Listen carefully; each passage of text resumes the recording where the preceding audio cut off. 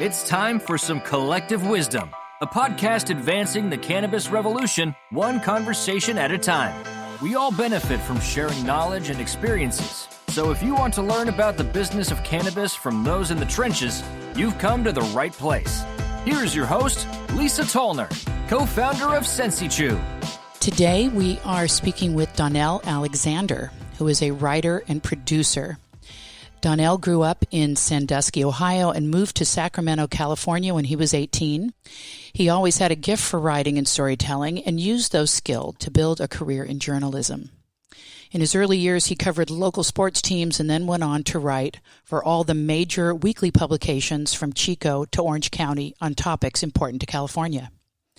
After a stint at ESPN, the magazine, he wrote a memoir called Ghetto Celebrity and contributed to Time, KCRW, and the Economic Hardship Reporting Project.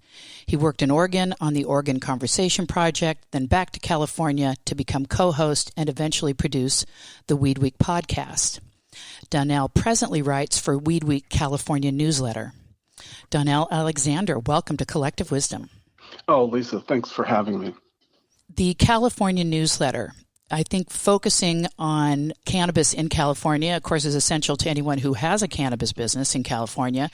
But also, as California goes, so does the nation, is the adage. So I'm very curious to know your take on what you're seeing in the industry and also from a uniquely California perspective. Yeah, the California perspective is something that matters a lot. You know, I've lived all over since moving to Sacramento when I was 18. And I haven't lived in San Diego, I guess. That's probably my blind spot in California. All these different kinds of counties in Northern California, all the way up to Lake and Trinity County. Whenever you can bring all these places together for the community of California, it's a blessing to the people who are following it. They haven't had traditionally the sort of communication lines that other industries have had. And so word of mouth has been a lot of the way of things, you know, forever. And now that I have this newsletter where I can kind of bring all of the week's events together from all over the state, which is the size of a country, people are super into it. So the California that they see is obviously a chaotic one, but it's also one that has a lot of nuance. And as I try to curate these stories over the course of a week, I'm trying to show the facets of it. You know, the money game is something all into itself. My partner, Alex Halpern, who does the main WeedWeek newsletter, focuses more on the business of cannabis. And the business of cannabis is undeniable. It always has to be part of the story. But the politics of it and the culture are really unlike anything else that goes on the planet. So I try to show this picture of California that's diverse in all of the ways. You know, the struggles that are happening at the county level are so multifaceted. I like to drill down on little pieces of what's going on in the state. Right.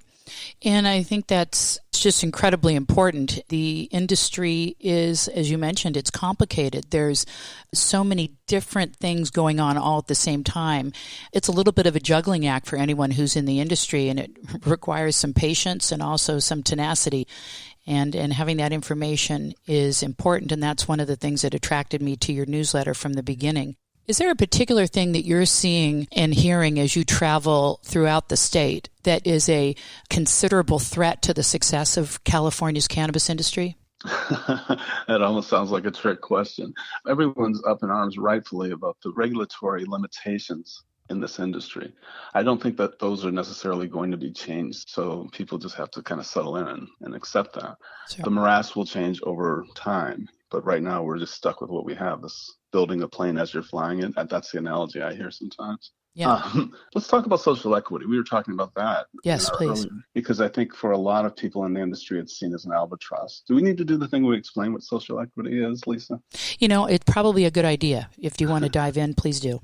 Okay. I mean, I'm going to say it in general terms because the fact is that it changes from jurisdiction to jurisdiction what the definition of it is. But we're talking about a sort of leg up for people who have been harmed in the war on drugs. Is that a good shorthand? Yes, absolutely. Okay. You know, it means a different thing in Los Angeles than it does in Oakland, than it does in San Francisco. But part of this is that if you're getting into the industry and you're not from one of those communities, you need to partner with those people. And I don't know if you're aware of this, but just recently the state has listed all of their awards for counties, every county that's applied for money, and there's like $40 million out there. So everyone's going to have a social equity program. But how that is implemented is really been dodgy. It's been very slow. The people who have been promised to start in places like Oakland, San Francisco, and LA have done things like had to rent business spaces waiting to get licensed, and they haven't been licensed, and it's a great expense. Mm-hmm. And I don't have to tell you the great expense of just getting a license. And so people who come from disadvantaged communities need that leg up. And I don't think there's been a necessarily what we want to call an investment commitment from cannabis. There's a lot of talk about wanting social equity to happen, but there has to be a cooperation that just hasn't happened yet. Well, and I even see it not only cooperation, but I see it as an execution flaw. It's one thing to say, okay, we recognize you've been harmed. Here's $1 million to go get your business started, and then that's it. So even if you did have the funds, or even if when they release the funds, what kind of other support should be there? I remember reading a story, this was about a year ago, that supposedly the Bureau of Cannabis Control was going to offer even professional support services, accounting services, business support services to really give these social equity applicants and grant receivers the business support they need. I've run businesses my whole life, and I can tell you $1 million is a lot of money, but I've seen people squander $1 million many, many times in my lifetime because they don't know what are the important things in the business and what to spend the money on. And absolutely. I have to be clear. I don't think anyone's getting $1 million. And the big problem is that no one's gotten it yet. They've had the promise of and not really had it. And they're more than anything. As I said in the newsletter this week, they're having their hopes dashed because they're in line for it. But what I really agree with you is the teaching component, it has to come from the partnerships. Up until this point, more predominant or maybe more publicized have been these relationships that are exploitive, where you're hiring someone who isn't qualified to be the owner in name, and they're just kind of a puppet. Mm-hmm. So we have to overcome that before we can get to the part where we're really making mentorship built into the program. Well, that kind of thing, I mean, it's been done before. I mean, I think of some of the activities I've come across in my past lives and careers. They do that when you go for government contracts. You get brownie points when you submit a proposal, an RFP, and if you're working with a certified veteran or business, then you get added brownie points. And there are literally veteran groups that partner up and get a percentage who really don't do anything. Right, you're doing it for just the appearance. And so I'm seeing that happen a little. It's the games people play to get where they need to go. I was looking at the Bureau of Cannabis Control's report on their state of grant funding, and I thought it is about the games that you play. Stockton got $60,000, but Palm Springs has $150,000. I can't believe there's more need for social equity there. But there's definitely more political clout and maybe savvy. But what I think is important is that as I look at the list of all these people and their latest awards, is these are the first awards. We're always on cannabis time and everything happens so fast, but we're just building the foundation of something that's pretty unheard of. So I expect it to be bumpy, but I also expect people to be really vigilant about how it gets to shape up. But at least it's heading in the right direction. And you're right. You're right. I'm sorry, I didn't mean to interrupt you. It's a rocky road for everybody. It'll be hard to implement this if things were going well, but you know what a roller coaster it's been for the past couple of years. Yeah. Oh, no, it's true. I mean, when big players are struggling, then you know the little guy. In fact, and maybe in some ways, the little guy has more staying power. These bigger companies have huge overhead, and their burn rates are hefty. And a small company that can stay nimble has, in some ways, a better chance of getting through and kind of hunkering down through the hard times. But it's not easy for anyone. Yeah, and it's so hard to call just because planning and forecasting has become this impossible thing. Mm-hmm. Yeah, absolutely. I've seen a little bit more support for social equity in Los Angeles, for example. There's a few groups down there that have actually formed with social equity applicants to pool their voice and have a little more impression, a little more visibility to the Bureau. Have you seen where that would help social equity applicants to join forces so that they can make more influence? Well, I think that joining forces has been fine. It's not going to help you afford a place to have your dispensary. It's not going to pay your licensing fees. But I think that there are some people who've stepped forward and made a name for themselves and predictably brought a lot of critics in their wake. But like Fourth Movement approaches it from capitalist side. The way that cannabis works is capitalism. I think one of the things that is problematic with the way the implementation is happening for social equity is that it doesn't really fit in with how capitalism functions. There are not set-asides really, and this is a competitive industry. But Fourth Movement has a way of bringing people in at the level. They've secured the licenses, and they're bringing people in who are talented, but they're expecting to make money off of it. Another program up north, Success in San Francisco, is privately funded, and they have a lot more freedom than San Francisco and Oakland. And they're not going to the cannabis industry. They're going to people who have had problems in the criminal justice system and connecting them with jobs. So I think there's more than one way to go about achieving social equity and bringing people to a place where they have meaningful ownership. And we're not going to have it at all until we reconcile what's going on between the illicit market and the legal market. And that's one of my pet complaints, and it's an unpopular complaint about social equity. I have to say it, though. If the best people are definitely out there still selling weed, you know that? Yeah. If you're so good, you don't even need social equity. I mean, I sound like some sort of conservative here, but you can't get away from that. The best people are not in line to get in the business right now. Well, the industry has thrived, and you can see why it's happened. The industry has thrived for decades, especially here in California, and many people who are still active in the illicit market just look at it and say, I could deal with all these regulations, or I can just keep going the way I'm going. And it's sort of risk versus reward, too. If I don't think there's a very high risk that I'm going to be raided, and I can be a little slippery or a little bit smarter and discreet in terms of how I manage my customer base, and I don't use weed maps anymore because that's a target on my back, right, then why would I get involved in the messy, regulatory heavy market? It's an easy answer. So you would not be joining in 2020 if you were fresh in, Lisa? Probably not.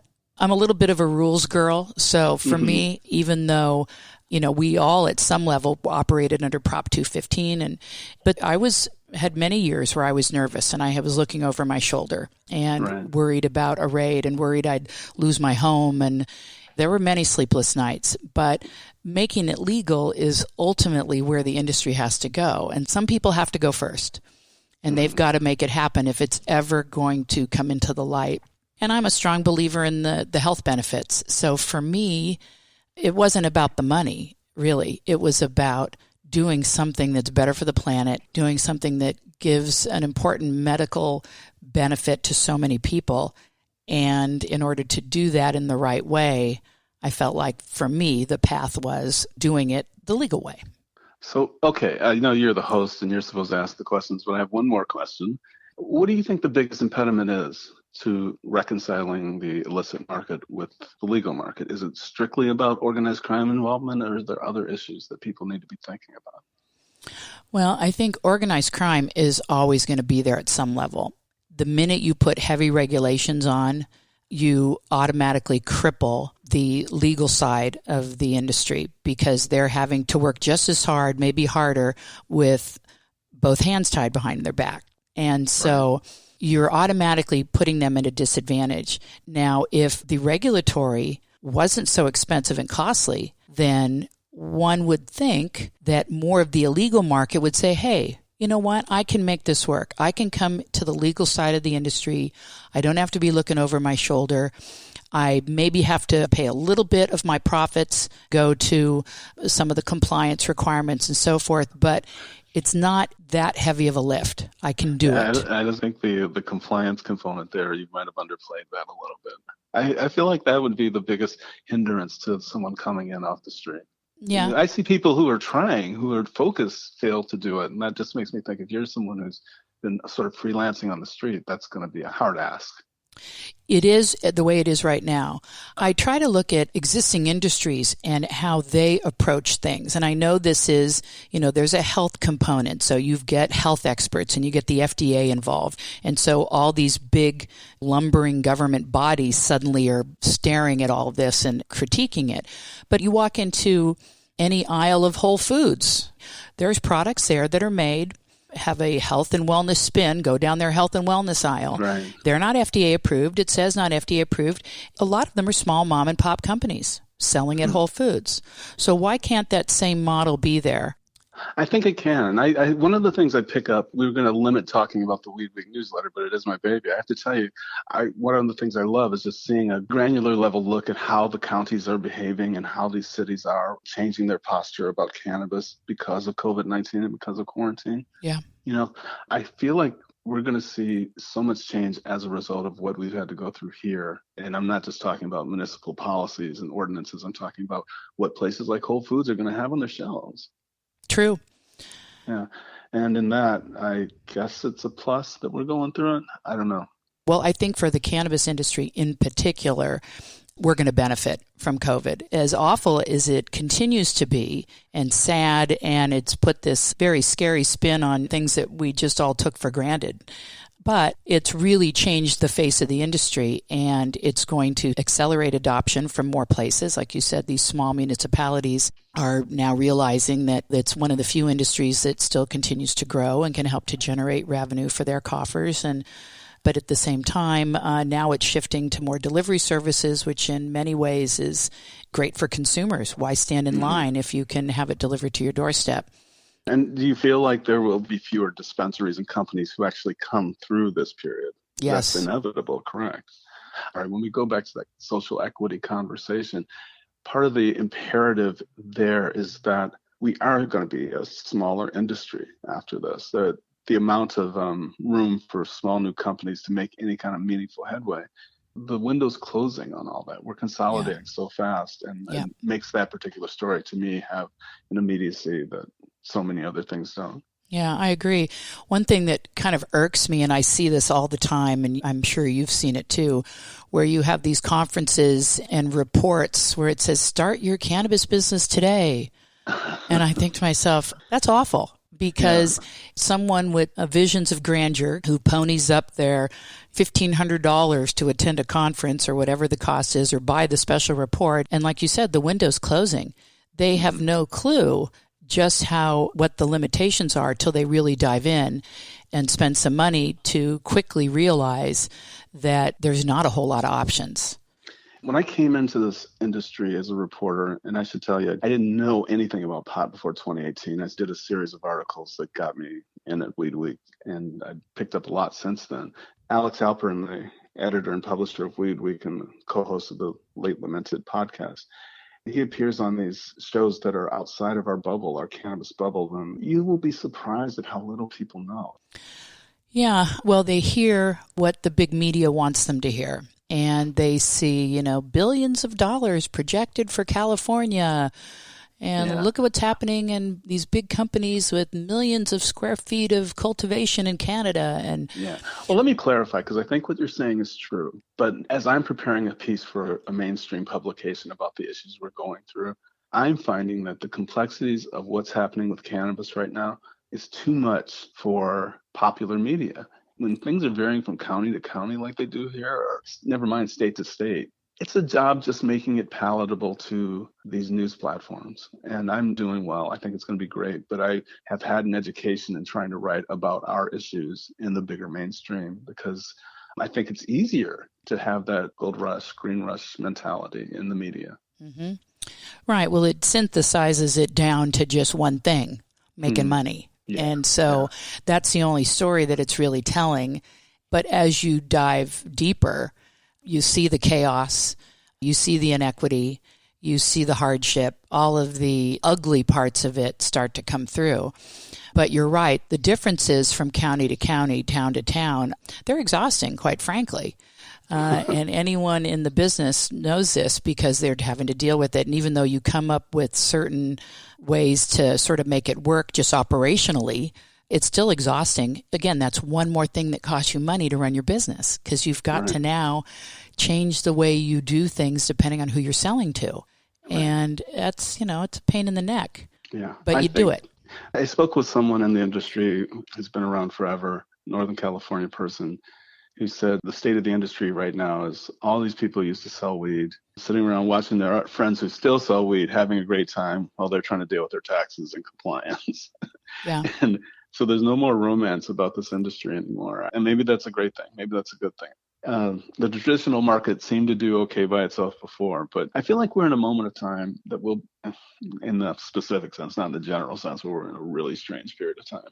But in cannabis, we'll talk about how weird and difficult it was, but we'll get through, hopefully with not just a few companies running the thing. Yeah, I think about that sometimes too, that we'll reflect back on this and we'll think, wow, boy, that was crazy. We'll reflect and go, remember when we went to dispensaries? That was weird. Yeah. Well, you know what's so funny about the whole dispensary thing? I mean, you look at every other industry. Retail is on the decline. Yes. And the reason for that is retail is expensive. You've got your overhead of your retail location. You've got security. You've got to train all those employees. A heck of a ton of payroll and payroll taxes every month. So retail is on decline everywhere else. I always grappled with that. How are the dispensaries going to sustain over time when every other major industry is getting out of retail? Right. And it's just remarkable to be here in California where everyone waits and waits for this thing that's probably going to be an albatross not too far down the road. Mm-hmm. Yeah, I think about that. Kind of goes back to the social equity topic. I was talking to a young woman in Oakland. She's been paying her rent, waiting for her social equity to come through, and paying rent on a facility for a dispensary for over a year. And so I was listening to her. I thought, you know, by the time she can even open, the dynamics of the retail is probably going to have shifted if it's another year. Yeah. And here she will have paid rent for 2 years for nothing. Well, even just looking at our own customers, there's some of the smaller dispensaries are struggling now under the weight of COVID and compliance and everything. Some of them have been able to pivot and have done quite well with instituting delivery services and curbside pickup rapidly. But you know, that's not an easy task either. You've got to have drivers. Now you have to have all that insurance for all those drivers. And so although delivery service can be lucrative, it's a whole nother business in retail. And the smaller ones have had trouble. Took them a couple months just to get it figured out. So they lost some business. Now they're kind of creeping back out of the hole, but it's coming at a cost. Now, my understanding is the delivery service is a much more nimble, accessible business, correct? I mean, than a dispensary. I would think that these would be the best times for those companies and making that adjustment. Is it just a matter of just getting through this period? I think the transition to delivery emphasis is going to be great for these companies that don't have deep pockets. No question. I think that's absolutely true. I think the tricky part is it depends on the operational abilities of who's running the show. Always, yeah. So if you've got a small mom and pop or absentee owner dispensary, which a lot of them are, and your GM may not have a lot of business experience, it took them a while to pivot to get their delivery service set up because there's more logistics involved now. It's one thing when the customer comes to you and you just open your door and have your people there, but it's quite another when you're taking orders online, on the phone, and now you've got to set up delivery routes and schedules and train your people and make sure everybody has vehicles that run and that are safe and all the above. So it took them longer to work through the operational aspects of delivery. But I remember reading an article about 30 days before COVID kicked in, early February, where someone was predicting the demise of delivery services. And talk about a timing shift. So why would there be a demise in delivery services? Well, I think that they were, in this particular article, or this particular journalist was putting more emphasis on the importance of dispensaries and consumers wanting the dispensary experience and be able to go in and see all the products there and talk to the bud tender. And I would agree on that to a point. But after you've been in a dispensary one or two times, you're done. Right? Yeah. And you can do all of your research online. You can see all of your products online. In fact, in some ways, you can get more product research online because you can go to the manufacturer's website and you can read up on CBN and CBD and what are the advantages of microdosing instead of listening to a 25-year-old bud tender who may not be as knowledgeable as you would like. Yeah, I've had some amazing young bud tenders. But Me too. Your point is taken. But I think that take about dispensaries was really poorly reasoned. Whoever wrote that article, I don't know about that. I would love for it. I would love for that to remain a place. You know, just today I was reading an article about reading in public spaces and how that's just not a thing anymore and that we're kind of missing it even though we don't know it. The dispensary does function in the best of circumstances as like a gathering place when we're not just, you know, it's better than the grocery store. Yeah. And, it may come back when COVID finally goes away, and maybe the dispensary connection will be the ones with the lounge next door that's included. So it becomes like a coffee shop where you go, you can browse new products, you've got a relaxed environment where you can sit and enjoy a smoke and enjoy your doobie, visit with some friends or colleagues, and it becomes a gathering place. And that's what we've been holding out for. And obviously we've seen a couple of flares of it, but the culture of it where it becomes something other than a novelty, we haven't even touched that yet. Obviously we have this big interruption, but we do miss it. Yeah, I think so too. You mentioned that you may have a special announcement coming up that you wanted to share. Yeah, well, the WeedWeek podcast hasn't been around for a while, and it's kind of a bummer that it hasn't been because it was definitely popular. But I have some journalism that I'm really excited about. By the time this comes out, it should be out in the world.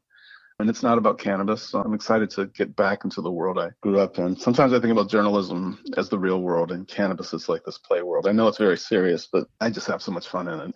But I'm writing about the Black farmers movement in the Pacific Northwest. It's compelling to me because I think people growing food are very much in touch with other people. I'm from Ohio. What can I say? I think farmers are kind of more soulful. And I like writing about ways that people connect that aren't necessarily about politics or money.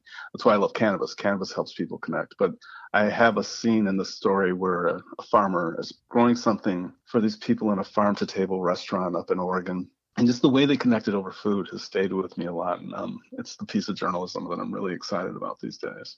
Oh, it sounds great. As a amateur gardener, I have my veggie garden, and it brings me incredible joy and relaxation. I go out there every day, and it's very rewarding. And what could be more meaningful than growing food that sustains other people? Yeah.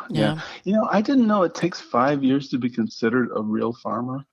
Wow. But now that I think about it, of course, all the conditions and all these ground things that you have to familiarize yourself with, it's got to take a long time to become a farmer.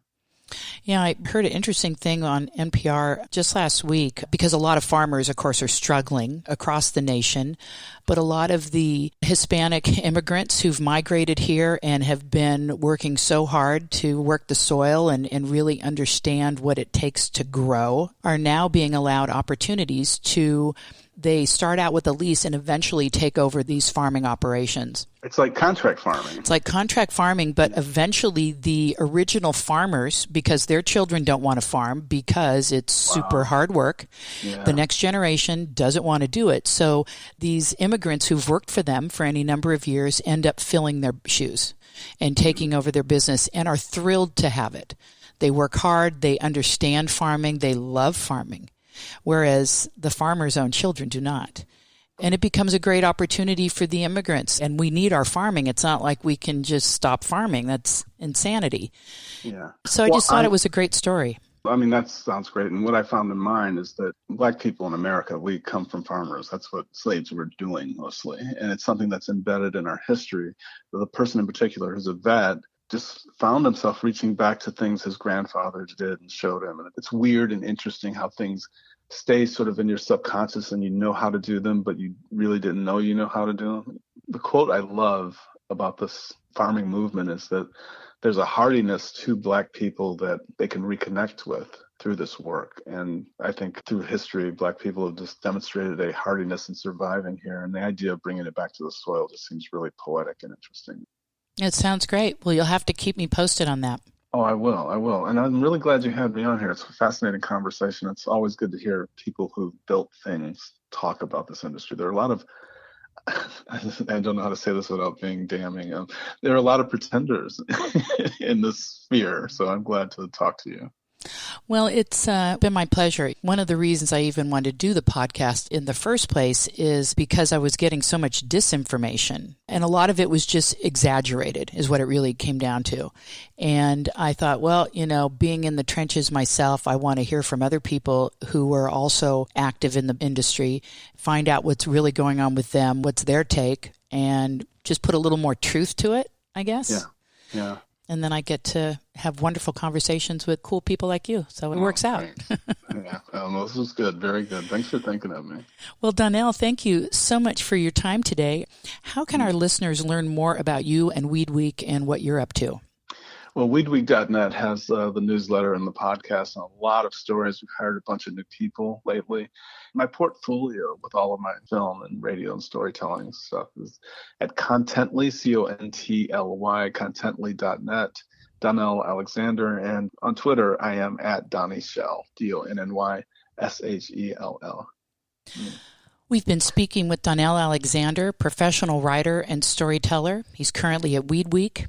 This is Lisa Tollner from Collective Wisdom. Thank you for listening, and until next time, be well. Hello, folks. I wanted to give you a little more information on equity applicant fund amounts. On the show that we just recorded with Donnell Alexander, I did state that equity applicants were receiving $1 million. And that is actually a misstatement, so I just wanted to provide a disclaimer on something more accurate. The equity grant report that is on the Bureau website, published as of July of this year, 2020. And it breaks down both the equity funds given out in 2019 as well as funds that have been allocated 2020. So far, it's totaling $40 million across the entire state. And really, the funds are much more modest. For example, as Long Beach, 2019, they received $914,000. And they estimate that there will be 15 equity-owned businesses that will share in those grant funds, the average being $60,000. And it should be noted that funds have yet to be dispersed in Long Beach as well as many other cities. Quite a few of these local jurisdictions are planning to provide fee waivers to cover other cannabis city fees, such as permitting, plan checks, inspections, and so forth. But it is important to realize that this money will not go far. The cannabis industry is a very expensive one to operate in. Simple, basic business costs, insurance, 2 to 3 to 4 times as much for business and auto insurance. Rents 2 to 3 as much. So it's an expensive industry, and the grant recipients are going to need every penny they can get. And I just wanted to clarify that $1 million reference is incorrect. It's really more in the neighborhood of an average of probably $20,000 to $50,000 per applicant. Could be more in some jurisdictions, could be far less. Just wanted to provide that update, and thanks for listening. That's this week's episode of the Collective Wisdom Podcast. Join us each week for another episode on OC Talk Radio, streaming on Thursdays at 3 p.m., and you can download Collective Wisdom wherever you get your podcasts. Be sure to visit cacollectivewisdom.com or email us at collectivewisdompodcast@gmail.com to join the conversation. Thank you for listening.